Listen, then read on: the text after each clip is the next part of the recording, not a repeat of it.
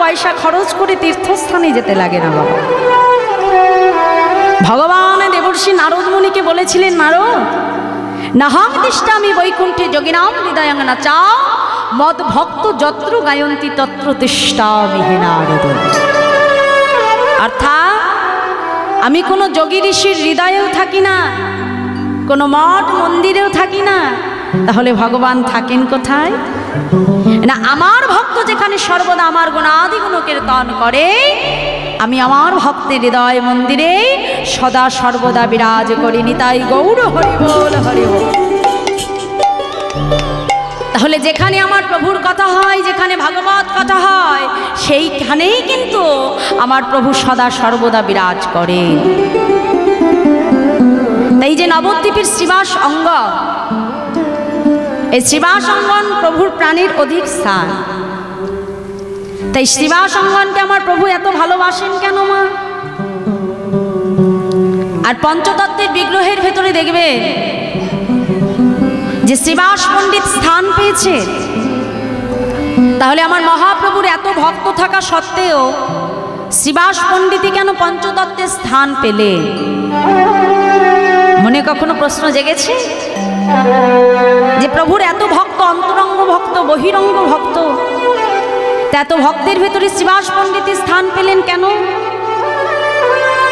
কারণ এই শ্রীবাস পণ্ডিত কত বড় ভক্ত ছিল জানে? যে শ্রীবাস অঙ্গনে আমার গৌরহরি কীর্তন করেন, এই শ্রীবাস পণ্ডিত কিন্তু মা প্রথম জীবনে কিন্তু তিনি প্রভুর ভক্ত ছিলেন না। একটু কথাগুলো মন দিয়ে আস্বাদন করবেন। শ্রীবাস পণ্ডিত কিন্তু তার প্রথম জীবনে ভগবানের ভক্ত ছিলেন না। কেন? ন্যায়শাস্ত্র নিয়ে পড়াশুনো করবার জন্য, ন্যায় বিদ্যা নিয়ে পড়াশুনো করবার জন্য শ্রীবাস পণ্ডিতের ভেতরে ছিল অগাধ পাণ্ডিত্য, আর তার ভেতরে ছিল একটা পাণ্ডিত্যের অহংকার। আস্তে এখনকার সমাজে দেখবেন যারা একটু বেশি লেখাপড়া শিখেছে মা, তাই নয়? আগেকার দিনের আমার যত মায়েরা আছেন, বাবারা আছেন, দেখবেন সবাই কিন্তু ভগবানই বিশ্বাসী। কিছু হলেই আমরা ভগবানের উপর বিশ্বাস করি, তাই তো?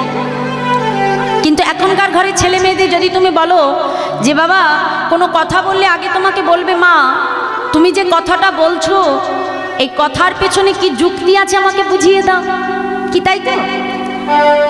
বলবে ওই সমস্ত কুসংস্কার, এই যে কথা বলছো তার পেছনে যুক্তি কি আছে আমাকে বলো, তারপরে তোমার কথা মানবো, কি মা তাই না? তাহলে আমাদের ঘরের ছেলে মেয়ে কিন্তু ভগবানে বিশ্বাসী নয়। তা শ্রীবাস পণ্ডিত ছোট থেকে ন্যায় শাস্ত্র নিয়ে পড়াশোনা করবার জন্য সে সব কিছুকে যুক্তি তর্ক দিয়ে বিচার করতে। তাহলে এই শ্রীবাস পণ্ডিত ভক্তিপথে এলেন কবে মা? যেদিন শ্রীবাস পণ্ডিতের 17 বছর পূর্ণ হবে, ঠিক তার আগের নিশীতে শ্রীবাস পণ্ডিত যখন শয়নে আছে, হঠাৎ স্বপ্নের ভেতরে এক দীর্ঘাদেহী পুরুষ এসে শ্রীবাসকে স্বপ্নাদেশ করছে, শ্রীবাস শ্রীবাস দেখতে দেখতে তোমার জীবনের 17টা বছর তুমি অতিক্রম করলে শ্রীবাস, কিন্তু এত সুন্দর কৃষ্ণ মানব জনম পেয়ে, এত সুন্দর দুর্লভ মনুষ্য দেহ পেয়ে তুমি যে একটি বাড়ির জন্য কৃষ্ণ সাধন ভজন করলে না, শ্রীধাম নবদ্বীপে এসে তুমি একটা বাড়ির জন্য আমার মহাপ্রভুর ভজন করলে না। শুনে রাখো শ্রীবাস, আগামীকাল তোমার 17 বছর পূর্ণ হবে, আর আগামীকাল যে কোনো সময় তোমার মৃত্যু ঘটবে। যেই না বলেছে মা মৃত্যু ঘটবে, এ জগতে যে ব্যক্তিটি একবার জেনে যায় যে মা তার পরমায়ু আর বেশি দিন নাই, যেমন কারোর যদি ক্যান্সার হয় মা,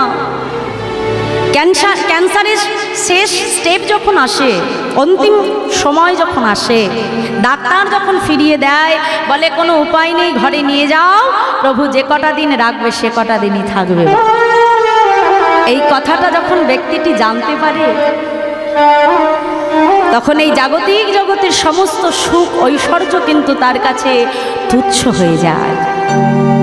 তুমি যত দামি দামি খাবার, যত দামি দামি পোশাক, দামি দামি গয়না, যা কিছু তার কাছে নিয়ে যাবে না কেন মা, সবটাই তখন তার কাছে মূল্যহীন হয়ে যাবে। জাগতিক জগতের সুখ ঐশ্বর্য তার আর ভালো লাগবে না, কারণ সে জেনে গেল যে এই মর্তলোকে তার পরমায়ু বেশি দিন নাই মা।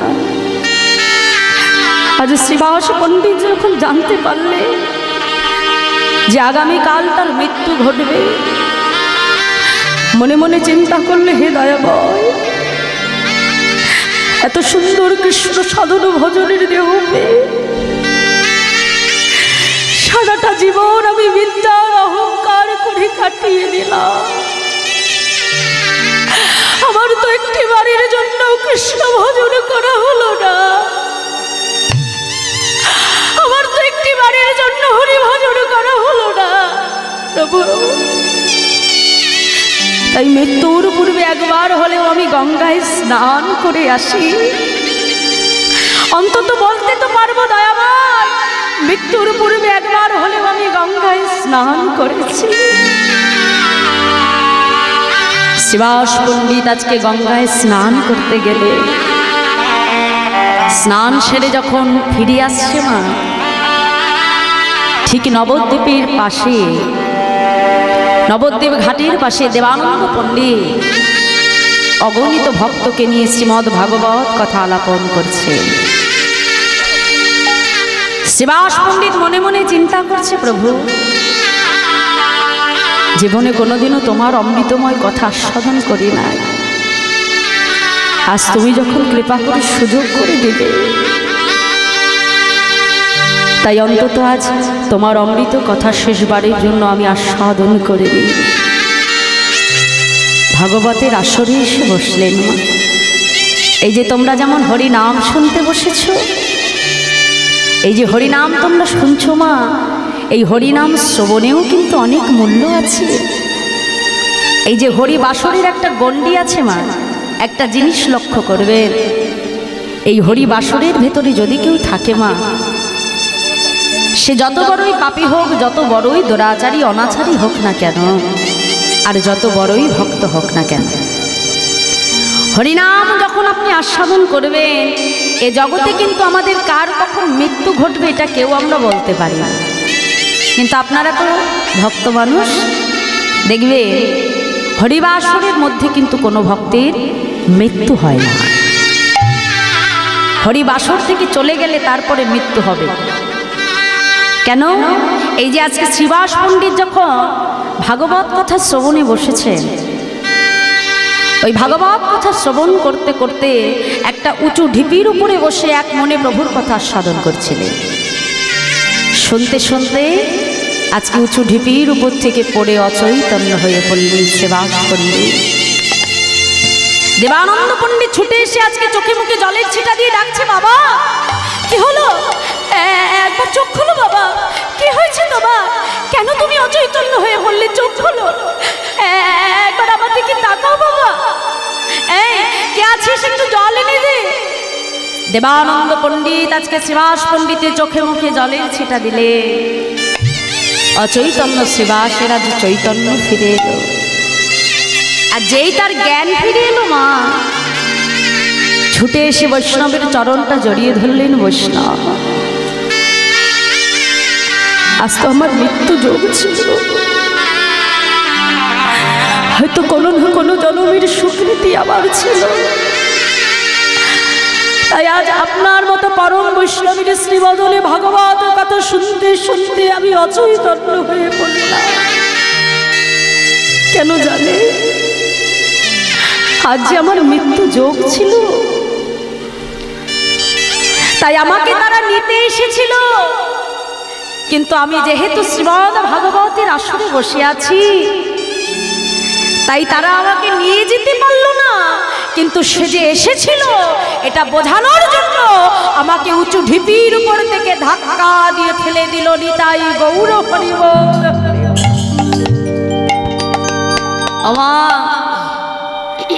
এ জগতে যখন তুমি ট্রেনে উঠতে যাবে তার জন্য তোমাকে আগে থেকে টিকিট কাটতে হবে। যেমন দূরপাল্লা ট্রেনে চড়তে হলে আগে থেকে বুকিং করে টিকিট কেটে আপনার সিটটা বুকিং করতে হয়, তাই না? প্লেনে উঠতে গেলে আগে থেকে তোমাকে টিকিট কেটে, বিমানে আগে থেকে তোমাকে সিট বুকিং করতে হবে, তবে সেই যান এসে তোমাকে তুলে নিয়ে যাবে, তাই তো? কিন্তু এ জগতের অহরহ একটা যান ঘুরছে, যেটা হলো মৃত্যু যান।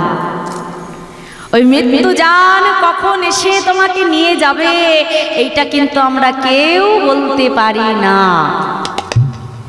তাই আজ শ্রীবাস পণ্ডিত বৈষ্ণবের চরণে আছাড় খেয়ে পড়ে বলছে, বৈষ্ণব আজ প্রভুর কৃপায় যখন এই দেহ পুনরায় আমি 17 বছর বয়সে ফিরে পেলাম, তাহলে আজ থেকে আমার এই দেহ দিয়ে অন্য কোনো নয়, আজ থেকে আমার এই দেহ মন প্রাণ অন্য কোনো কাজে নয়, আজ থেকে গৌর চরণে আমি নিজেকে সমর্পণ করলাম। নিতাই গৌর হরি বল।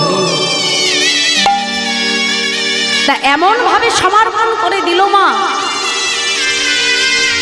ওই যে 17 বছর বয়সে প্রভুর এমন ভক্ত তৈরি হলো। আমরাও নিজেকে ভক্ত বলি, গলায় তুলসীর মালা, কপালে দাদা সঙ্গে তিলক সেবা করলেই ভক্ত হওয়া যায় না বাবা। ভক্ত হতে হলে মন থেকে ভক্ত হতে হয়। মনটা শুদ্ধ না হলে কখনো ভগবান পাওয়া যায় না। জাগতিক জগতের তিলক তুলসীর মালা পরে মনে যদি আমার হিংসা কূটনীতি থাকে, তাহলে ওই তিলক তুলসী মালায় কখনো ভগবান আসে না। ভগবানকে দেখতে হলে আগে শুদ্ধ হৃদয় তৈরি করতে হয়। আজ এই শ্রীবাস পণ্ডিতের 17 বছর বয়সে নিজেকে এমন ভাবে গৌরচরণে সমর্পণ করে দিলেন যে মহাপ্রভু একদিন শ্রীবাস অঙ্গনে হরিনামে মত্ত হয়ে রয়েছে। আর হরিনাম করতে করতে হঠাৎ শুনতে পেলেন যে ভেতর থেকে একটা ক্রন্দনীয় ধ্বনি, মানে কান্নার শব্দ ভেসে আসছে। শ্রীবাস পণ্ডিত ছুটতে ছুটতে ঘরের ভেতরে এসে দেখলো বাবা যে শ্রীবাস পণ্ডিতের স্ত্রী মালিনী দেবী সন্তানকে কোলের ভেতরে নিয়ে বসে বসে কাঁদছে। শ্রীবাস পণ্ডিত ছুটে এসে বলছে, মালিনী, মালিনী কি হয়েছে তোমার? তুমি কাঁদছো কেন মালিনী? হ্যাঁ, তুমি যে এমন ভাবে ক্রন্দন করছো, আমার মহাপ্রভুর হরিনামে যে বিঘ্ন ঘটছে। মালিনী কি হয়েছে? কাঁদছো কেন আমায় বলো। মালিনী দেবী সন্তানকে কোলে নিয়ে বলছে, স্বামী আমি কাঁদবো না। আমি কাঁদছি কেন জানো? আমার মতো হতভাগিনী মা বোধহয় জন্মে আর কেউ না। আমি কাঁদছি কেন জানো? এই কিছুক্ষণ পূর্বে তোমার আর আমার একমাত্র নয়ন মনে, আমার এই জগতে মা বলা একমাত্র সম্পদ, আমার কৃষ্ণদাস জনমের মতো আমার সামনে সংসার মায়া পরিত্যাগ করেছে। আমরা দুজনই আমাদের সন্তানকে হারিয়ে ফেলেছি। আমার পুত্র কৃষ্ণদাস আর না, আমাকে মা বলে রাখবার মতো আর কেউ না। বলে দাও, বলে দাও, এখন আমাকে একবার মা বলে কি ডাকবে? আমার সন্তান যে জনমের মতো আমায় ছেড়ে চলে গেছে। শ্রীবাস পণ্ডিত এসে বলছে, মালিনী পুত্র মারা গেছে বলে তুমি কাঁদছো? মালিনী বলতে পারো এ জগতে এমন ভাগ্য কজনের হয়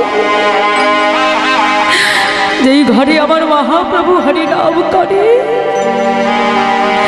আমার মহাপ্রভুর শ্রীবদনে হরিনাম শুনতে শুনতে আমার সন্তান ত্যাগ করেছে,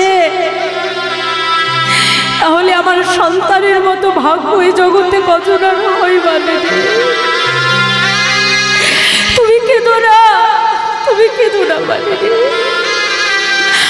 আজ আমার মহাপ্রভুর হরিনামে যদি বিঘ্ন ঘটে মালিনী, আর যেমন করে তুমি তোমার সন্তানকে হারিয়েছো, তেমন করেই আজ একই সঙ্গে তুমি তোমার স্বামীকেও হারিয়ে ফেলবে। বলো বলো, তুমি কি চাও আজ তোমার স্বামীকেও হারা হতে? কি করলো মা? পাছে মহাপ্রভুর নামে বিঘ্ন ঘটে। ঘর থেকে বাহির হবার সময় উড়ুনিটা দিয়ে একটা কাপড়ের পুটলি করে মালিনী দেবীর বদনে দিয়েছে। কেন? যাতে কান্নার ধ্বনি বাহির দ্বার পর্যন্ত না যায়। ভাবতে পেরেছে কত বড় ভক্ত মা।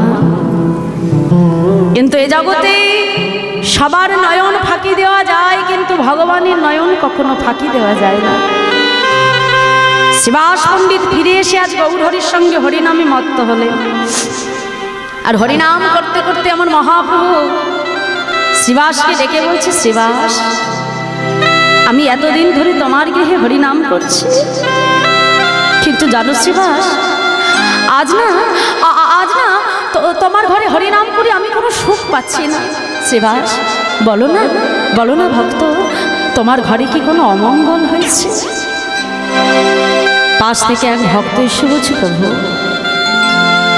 এই কিছুক্ষণ পূর্বে শ্রীবাস পণ্ডিতের একমাত্র পুত্র কৃষ্ণদাস মারা গেছে। আর যেই না বলেছে কৃষ্ণদাস মারা গেছে, সঙ্গে সঙ্গে গৌরহরি বিলম্ব না করে ছুটতে ছুটতে মালিনী দেবীর সম্মুখে এসে দাঁড়িয়ে ডাক দিল, মা মা। যেই না মা বলে ডেকেছে, মালিনী দেবী আর থাকতে পারলেন না। ছুটে গিয়ে মহাপ্রভুর চরণ দুখানি জড়িয়ে ধরেছে। ঠাকুর, এ জগতে সবাই বলে তুমি নাকি ভক্তির ভগবান, এ জগতে সবাই বলে তুমি নাকি বাঞ্ছা কল্পতরু, এ জগতে সবাই বলে তুমি নাকি বিপদ ভঞ্জন মধুসূদন দয়াময়। তবে আজ আমায় বলে দাও, এই ঘরে কিনা আমার বিপদ ভঞ্জন মধুসূদন থাকে, আজ সেই ঘর থেকে আমার নয়নের মনি আমার কৃষ্ণদাস জনমের মতো আমায় ছেড়ে চলে গেল। প্রভু, আজ যে আমাকে মা বলে ডাকবার মতো আর কেউ রইল না, আজ যে আমি জনমের মতো আমার সন্তানকে হারিয়ে ফেললাম। মহাপ্রভু বলছে, মা, তুমি তোমার সন্তানকে ফিরে পেতে চাও? চাই ঠাকুর, দেবী দেবী ফিরিয়ে আমার সন্তানকে তুমি কৃপা করে ফিরিয়ে দাও। মৃত সঞ্জীবনী সুধা শ্রীবাস পণ্ডিতের পুত্র কৃষ্ণদাসের কর্ণমূলে মহাপ্রভু দিলেন। আর যেই মৃত সঞ্জীবনী সুধা পেল মা, মৃত পুত্র কৃষ্ণদাস আজ নয়ন মেলে তাকালেন। আহা, যেই ঘরের পিতামাতা ভক্তি পথে না থাকে মা, সেই ঘরের সন্তান কিন্তু কখনো ভক্ত হতে পারে না। আজ শ্রীবাস পণ্ডিতের মতো যার পিতা, আজ তারই পুত্র কৃষ্ণদাস শুধু তার মাকে নয় বাবা, আজ আমাদের জগৎবাসীকে তার মায়ের মধ্যে দিয়ে শিক্ষা দিচ্ছেন। কে? মায়ের কাছে এসে বলছো, মা, একটা কথা চিন্তা করে দেখো, তোমার গর্ভে জন্মগ্রহণ করবার পূর্বে আমাকে কিন্তু 80টা লক্ষ জনি ভ্রমণ করতে হয়েছে। তাহলে বাবা, এটা শুধুমাত্র শ্রীবাস পণ্ডিতের পুত্রের ক্ষেত্রে নয়, আজ এখানে যত ভক্ত আমরা উপস্থিত হয়েছি সবার ক্ষেত্রেই কিন্তু একই নিয়ম মা। আগে 80টা লক্ষ জনই আমাদেরকে ভ্রমণ করে তবে কিন্তু এই দুর্লভ মনুষ্য দেহখানা আমাদের পেতে হয়েছে গো মা। শাস্ত্র বলছে যে স্থাবর বিংশতি নবলক্ষারি জলজা কৃমিয়া রুদ্র সংখ্যক পক্ষী নাম 10 লক্ষ কম 30 লক্ষ কম্প সুবানশ্চ চতুষ্লক্ষানি মান। অর্থাৎ এই যে এত সুন্দর মনুষ্য দেহটা আমরা প্রত্যেকে পেয়েছি, এই যে এত সুন্দর দেহ, যেই দেহটা নিয়ে সারাদিন এত পরিশ্রম করছি, ভালো ভালো জিনিস খাচ্ছি, ভালো ভালো জায়গায় ঘুরছি, দামি দামি পোশাক অঙ্গে দিচ্ছি, এই দেহটা কিন্তু এত সহজে পাওয়া যায় না বাবা। এই দেহটা পাওয়ার জন্য আমাদের প্রত্যেকটা জীবকে 80টা লক্ষ জনি ভ্রমণ করতে হয়েছে। তাহলে সর্বপ্রথম জন্ম কি বলল শাস্ত্র? যে স্থাবর বিংশতি, মানে 20 লক্ষবার আমাদেরকে বৃক্ষ কুলে জন্মগ্রহণ করতে হয়েছে। কয় লক্ষবার মা? 20 লক্ষবার। তাহলে কত না আম গাছ হয়েছি, জাম গাছ হয়েছি, গুল্ম লতা হয়েছি বাবা। আর এমন ভাবে জন্মগ্রহণ করতে করতে করতে করতে যেদিন তুলসী বৃক্ষরূপে আমাদের জন্ম হয়েছে, আর ওই তুলসী বৃক্ষরূপে জন্মগ্রহণ করে যেদিন গৌর গোবিন্দ সেবায় লাগতে পেরেছি, সেই দিন আমাদের এই বৃক্ষ জন্ম থেকে মুক্তি লাভ হয়েছে। তারপরে কি বলল? নবলক্ষানি জলজ, 9 লক্ষবার আমাদেরকে জলে জন্মগ্রহণ করতে হয়। কত না মাছ হয়েছি, ঝিনুক হয়েছি, জলের পোকা হয়েছি, শামুক হয়েছি, যত জলজ জীব আছে মা, এমন ভাবে জন্মগ্রহণ করতে করতে মুক্তি পেলাম কবে? যেদিন বাবা শঙ্খরূপে আমাদের জন্ম হয়েছে। ওই শঙ্খরূপে জন্মগ্রহণ করে যেদিন গৌর গোবিন্দ সেবায় লেগেছি, সেই দিন জলজ জীবন থেকে প্রভু আমাদের মুক্তি লাভ করিয়েছে। তারপরে শাস্ত্র কি বলল? স্থাবর বিংশতি নব জলজা কৃমিয়া রুদ্র সংখ্য। কৃমিকীট রূপে আমাদের জন্ম হয়েছে 11 লক্ষবার। আর এই কৃমিকীট জন্মের শেষ জন্ম যেদিন মধুকর অর্থাৎ মৌমাছি রূপে আমাদের জন্ম হয়েছে। ফুল থেকে মধু সংগ্রহ করে মৌচাকে, আর সেই মৌচাক থেকে মধু যখন ভগবান সেবায় লাগে, তখনই আমাদের এই মধুকর জন্ম থেকে অর্থাৎ এই কৃমিকীট জন্ম থেকে আমাদের মুক্তি লাভ হয়। তারপরে শাস্ত্র বলছে পক্ষী নাম 10 লক্ষ কম। পক্ষীকুলে জন্ম হয় 10 লক্ষবার। আর এই পক্ষীকুলের শেষ জন্ম যেদিন ময়ূর রূপে জন্ম হয়।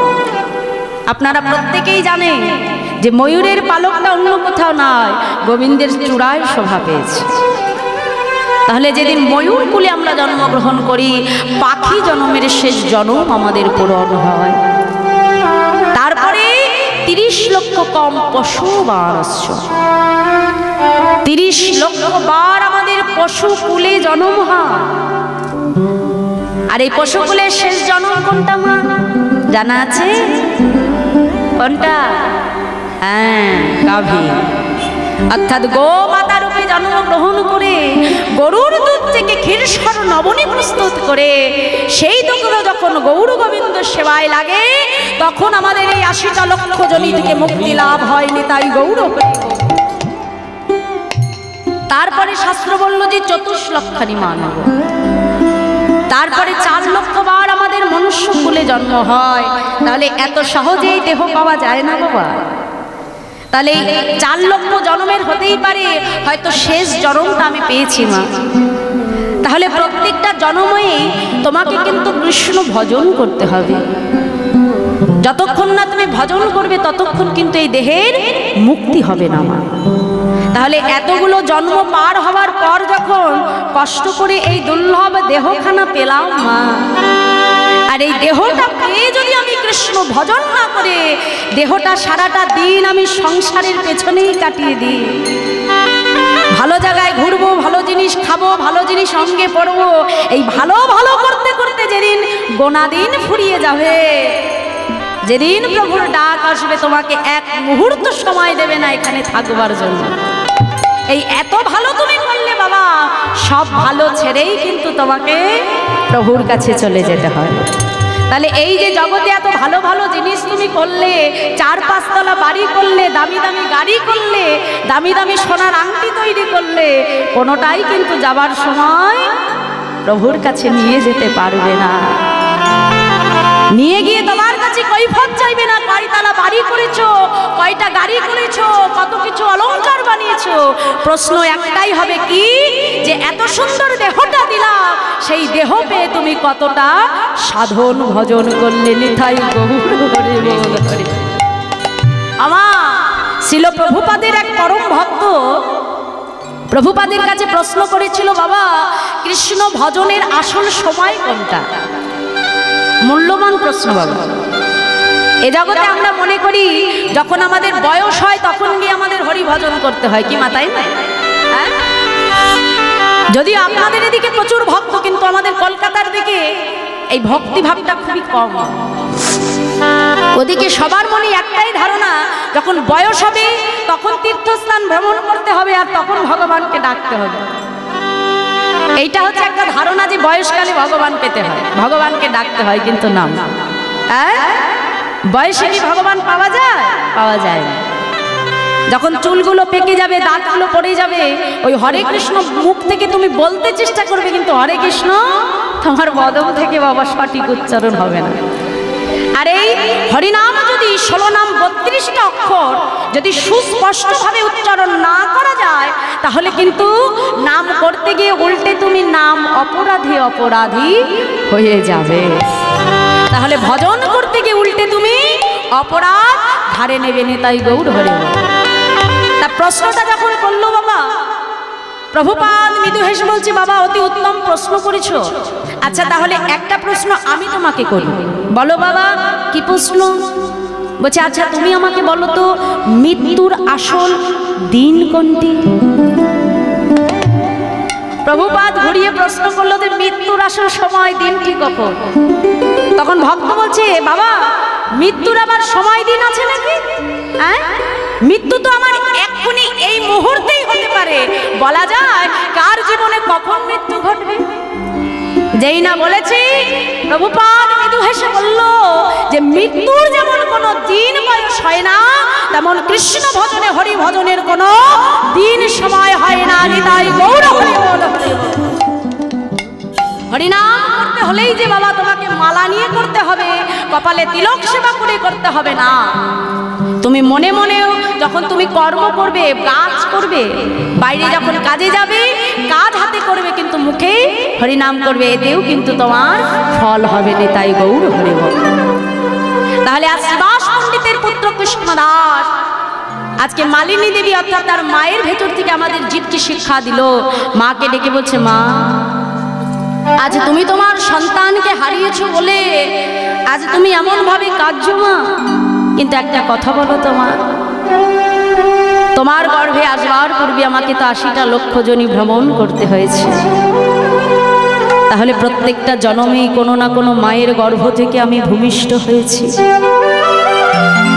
তাহলে প্রত্যেকটা জন্মেই কোনো মা আমাকে জন্ম দিয়েছে।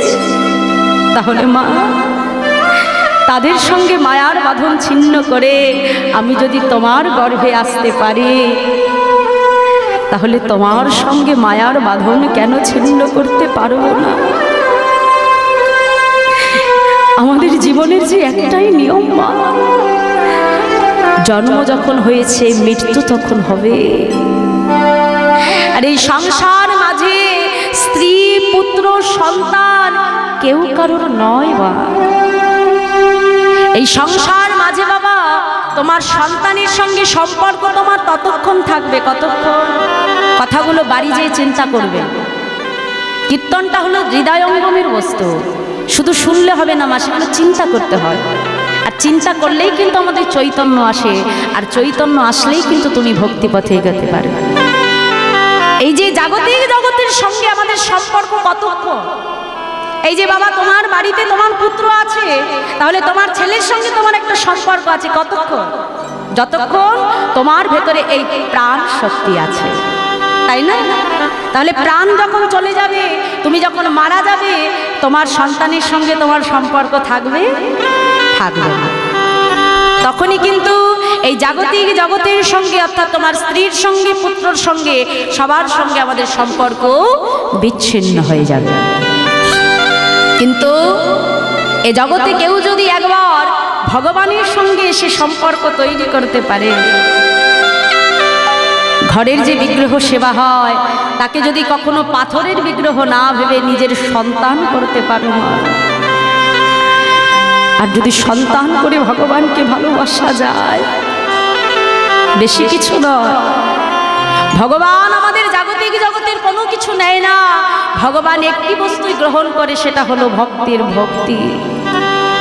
যদি ভক্তি দিয়ে ভগবানের সঙ্গে সম্পর্ক করা যায়, আর ভগবান যদি একবার ভক্তকে আপন করে নেয়, তবে শুধুমাত্র প্রাণ শক্তি থাকা পর্যন্ত নয়, এই প্রাণ যখন তোমার বাহির হয়ে যাবে, জগতের সবাই তোমার হাত ছেড়ে দেবে, কিন্তু ভগবান কখনো ভক্তর হাত ছেড়ে দেবে না। নিতাই গৌর হরি বল হরি বল। মৃত্যুর পরেও ভগবান ভক্তের হাত ধরে ভববৈতরণী নদী পার করে দেয়। তাই আজ শিবাসের পুত্র কৃষ্ণদাস মাকে ডেকে বলছে, মা, এই জগতে যদি কাউকে তোমার আপন করতে হয়, এই জগৎ সংসারে যদি কাউকে ভালোবাসতে হয়, তবে তুমি আমার মহাপ্রভুকে ভালোবেসো। মা, সন্তান যদি করতে হয় আমার মহাপ্রভুকে করো, যেই সন্তান কোনোদিনও তোমায় ছেড়ে চলে যাবে না।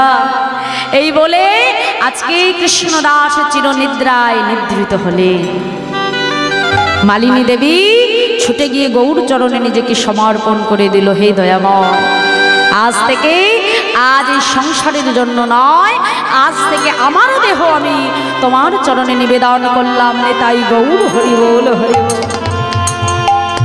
তাই সেই শ্রীবাস অঙ্গনে আমার মহাপ্রভু হরিনামে মত্ত রয়েছেন। মা, শ্রীরাম নবদ্বীপের মাঝে আজ আমার গৌর নিতাই দুটি ভাই নদিয়ার পথে পথে নদেবাসীকে ডেকে ডেকে আজকে সেই গোলকের প্রেম ধন এনে প্রভু ভুলুকে বিতরণ করছে। নদেবাসীকে ডেকে ডেকে বলছে, গো নদেবাসী ধরলা। দেখি এখানে কারা কারা আমার মহাপ্রভুর প্রেম ধন নিতে চান, একটু হাত তুলুন তো দেখি। হরিব, বাহ, খুব সুন্দর। তাহলে সবাই নিতে চাও তো মায়েরা? বাহ বাহ, খুব ভালো। দেখি সবাই মিলে বাহু তুলে ধরলা কিশোরীর প্রেম নিতাই ডাকে আয়। হরি বল হরি বল। নিতাই ডাকে আয়। ধরলা কিশোরীর প্রেম নিতাই ডাকে আয়। ধরলা কিশোরীর প্রেম নিতাই ডাকে আয়। নিতাই ডাকে আয় আমাদের গৌর ডাকে আয়। নিতাই ডাকে আয় আমাদের গৌর ডাকে আয়। নিতাই ডাকে আয় আমাদের গৌর ডাকে আয়। নিতাই ডাকে আয় আমাদের গৌর ডাকে আয়। ধরলা কিশোরীর প্রেম নিতাই ডাকে আয়। ধরলা নিতাই গৌর হরি বল। নিতাই ডাকে আয়। ধরলা কিশোরীর প্রেম নিতাই ডাকে আয়। ধরলা কিশোরীর প্রেম নিতাই ডাকে আয়।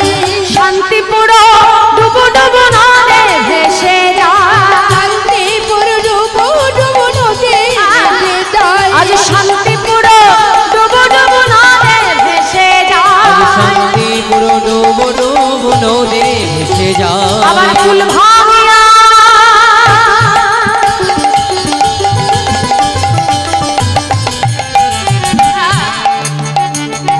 ফুল ভাঙিয়া ঢেউ আসিয়া লাগলো গোড়ার গায়ে। ফুল ভাঙিয়া ঢেউ আসিয়া লাগলো গোড়ার গায়ে। আমায় রাস্তা। তাহলে তোমরা নবদ্বীপ ধামে গেছো তো? হ্যাঁ, বাহ। তাহলে নবদ্বীপে আজ আমার মহাপ্রভু হরিনাম করছে। তা সেই হরিনামের ধ্বনিতে সুরধ্বনি গঙ্গার জল পার করে আজকে গৌর হরির অঙ্গে লাগছে। কেন গৌর হরির অঙ্গে লাগছে? গৌর অঙ্গ পরশ পাবে বলে। তাহলে এই মুহূর্তে আপনারা কোথায় বসে আছেন দেখি, জোরে বলুন। হ্যাঁ, তাহলে আপনাদের এই জায়গাটার কি নাম বাবা? জতঙ্কুর, তাই তো? তাহলে আজকে কি এটা জতঙ্কুর আছে? নেই? আমার কমিটির বাবারা কি তৈরি করেছে? বাহ, খুব ভালো। ওরে বাবা, তাহলে আমাদের জন্য এটা নবদ্বীপ ধাম তৈরি করেছে, তাই তো? তাহলে আমাদের এই নবদ্বীপে সুরধ্বনি গঙ্গা কোথায় আছে দেখি। আসতে আমাদের এই নবদ্বীপে সুরধনী গঙ্গা কোথায় দেখি একটু দেখান তো মায়েরা। হ্যাঁ, প্রত্যেক ভক্তের নয়নে, আর আমার মায়েদের কোথায়? শ্রী বদনে। মায়েরা উলুধ্বনি জানেন তো এখানে? জানে? তাহলে একটু আমাকে দিয়ে শোনান দেখি। নেতাই গৌর হরি বল।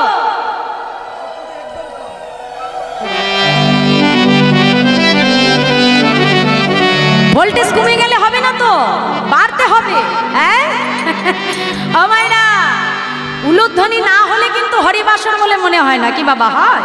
ঠিক বলছি না আমি? হ্যাঁ, এই যে হরিধ্বনি হচ্ছে তাহলে কিন্তু কি হচ্ছে? মনে হচ্ছে আমি হরিবাসরে বসে আছি, কি তাই তো? হ্যাঁ, হরিব। আর আমার বাবারা দেখে একটু বাহু তুলে জয়ধ্বনি করুন তো দেখি, বলুন নিতাই গৌর হরিব। হরিবলটা একটু জোরে বলতে হবে। এখানে আমার কর্ণমূল পর্যন্ত না পৌঁছালে এখানে আমার প্রভুর কর্ণমূলে যাবে কেমন করে? হ্যাঁ, আমাদের পার হয়ে প্রভুর কাছে যেতে হবে। তো দেখি সবাই মিলে একসঙ্গে নিতাই গৌর হরি বল। বাহ, আসতে। তাহলে আজকে আমরা জোতাঙ্কুরে নেই তো? কোথায় আছি জোরে বলো? নবদ্বীপ ধাম। বাহ, তাহলে সবাই একটু বাহু তুলো দেখি। সবাই হাত তুলতে হবে। এদিকে আমার বাবারা দেখি হাত তুলে, হাত তুলে। হ্যাঁ, হরি বল। তাহলে আজ এটা আমাদের নবদ্বীপ ধাম তৈরি হয়েছে। হ্যাঁ, তাহলে বাহু তুলে বলো, আজ আমাদের শান্তিপুর ডুবু ডুবু নদে ভেসে যায়। হরি বল, হরি বল। শান্তিপুর ডুবু ডুবু নদে ভেসে যায়। আজ শান্তিপুর ডুবু ডুবু নদে ভেসে যায়। আবার ফুল ভাঙিয়া,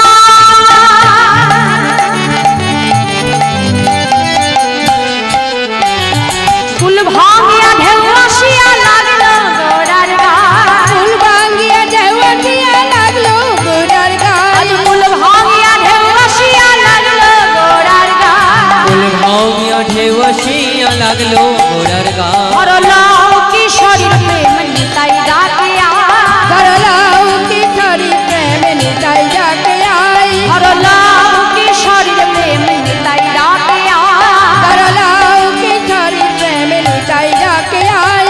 নিতাই ডাকে আয় আমাদের গৌর ডাকে আয়। নিতাই ডাকে আই আমাদের গৌর ডাকে আই। কারা কারা ডাকছে? কারা ডাকছে জোরে বলো? নিতাই গৌর, তাই তো? তাহলে এই জগতে, এই জাগতিক জগতের দৃষ্টান্ত দিয়ে বলছি, কেউ যদি তোমাকে ডাকে তাহলে তুমি সাড়া দেবে কি করে? হরি বল। বাহ, তাহলে আজকে প্রভু ডাকছে তো। তাহলে এই যে আমি বারবার হাত তুলতে বলছি, এমনি এমনি নয়। হাত তুললে কি হচ্ছে? এই যে হাত তুলে করতালি করলে কি হয় জানো না? হাতে যদি অশুভ রেখা থাকে সেটা কেটে যায়। কোনো ফাড়া বিপদ থাকলে কেটে যায় যদি হরিনাম করা হয় করতালি দিয়ে। আর শাস্ত্র কি বললো? এটা শাস্ত্রের কথা। আর বিজ্ঞান বলছে যে এই যে করতালি করলে কি হয় জানেন? আমাদের দেহের ব্লাড সার্কুলেশন ভালো হয়। হরি বল। হ্যাঁ, তাহলে আজকে ভগবান ডাকছে, তাহলে তার ডাকে সাড়া দিতে হবে কি করে? বাহু তুলে, মানে তার চরণে নিজেকে আত্মসমর্পণ করে দিতে হবে। সমর্পণ করলেই প্রভু পাওয়া যাবে, তাই তো? হরি বল। তাহলে আমরা দেখি একটু বাহু তুলে সমর্পণ করবো। বাহ, আজ নিতাই ডাকে আয় আমাদের গৌর ডাকে আয়। আবার হরি বল। ডাকে আই। আজ নিতাই ডাকে আয় আমাদের গৌর ডাকে আয়। আজ নিতাই ডাকে আয় আমাদের গৌর ডাকে আয়। হরলাও কিশোরীর প্রেম নিতাই ডাকে আয়। হরি বল, হরি বল। প্রেম নিতাই ডাকে আই। হরলাও কিশোরীর প্রেম নিতাই ডাকে আয়। করলাও কিশোরী প্রেম নিতাই ডাকে আই। হরলাও কিশোরীর প্রেম নিতাই ডাকে আয়। হরলাও নিতাই ডাকে আয়। হরলাও কিশোরীর প্রেম নিতাই ডাকে আয়। করলাও কিশোরী প্রেম নিতাই ডাকে আই। তাই আজ গৌর নিতাই দুই ভাই নদিয়ার পথে পথে নদেবাসকে ডেকে ডেকে গোলকের প্রেম ধন এনে তিনি ভুলুকে বিতরণ করলেন। তাই আজ বৈষ্ণব মহাজন বলছে, দেখো দেখো শ্রীবাসনঙ্গনে আমার শ্রীগৌরঙ্গ রায় বলরাম আবেশে প্রভু আমার নাচিয়া বেড়ায়। আজ বলাই দাদাকে খুঁজে না পেয়ে বলাই দাদার অদর্শনের ভাবে শ্রীবাস অঙ্গনে প্রভু বিভোর হলেন। তাই আজ বৈষ্ণব মহাজন তিনি পুনরায় পদাবলিতে কলম দিচ্ছে। কি বলছি? বলছে দেখো দেখো আজ ক্ষণে ডাকে শ্রীরাম রে, ক্ষণে বসো দা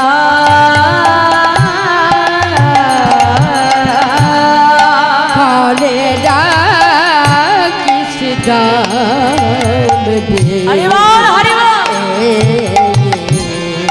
ক্ষণে বসু দা আবার ক্ষণে ডাকে ভাইয়া কোথায়, আর ক্ষণে ডাকে ভাইয়া কোথায়, আবার ক্ষণে ডাকে ভাইয়া কোথায়, আর ক্ষণে ডাকে ভাইয়া কোথায়, দাদা বলো ক্ষণে ডাকে ভাইয়া কোথায়, দাদা বলো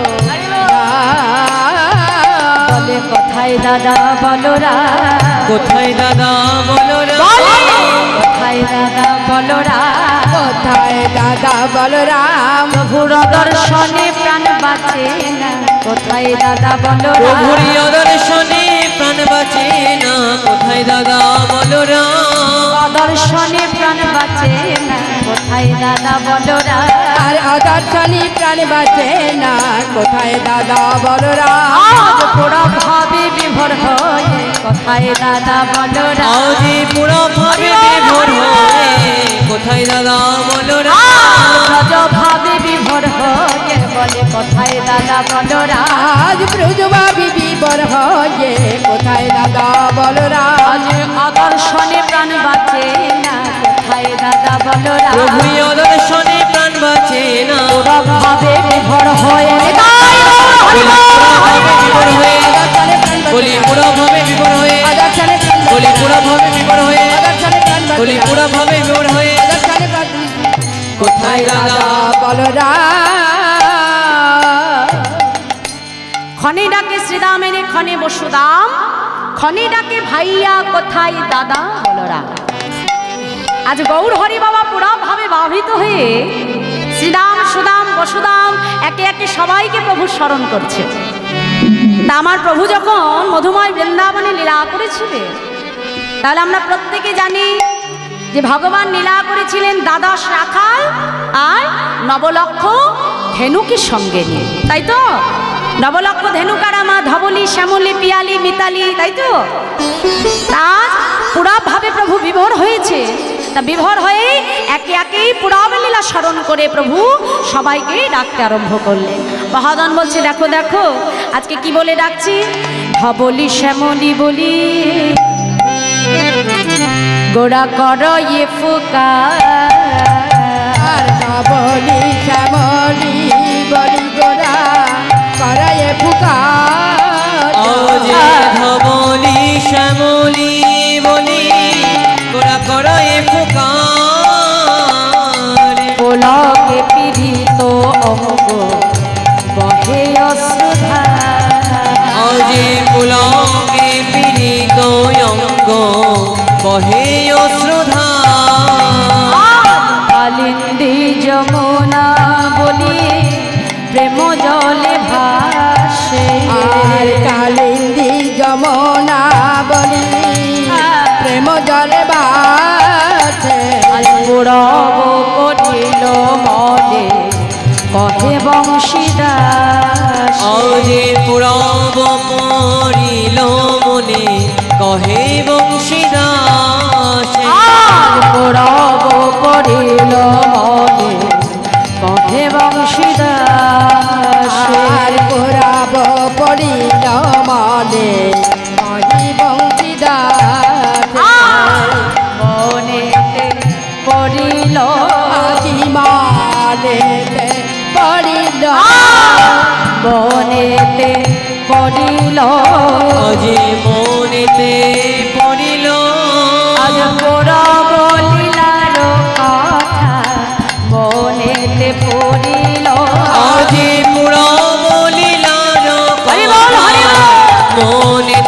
পড়িল গোড়া বলিলা কথা গোড়ার মনেতে পড়িল আজি পুরা বেরলিলার কথা মনেতে পড়িল গোড়া করিল মনে কহে বংশীদার আজে পুরাণ পড়িল মনে কহে বংশীদাসে। জয় রাধে জয় রাধে।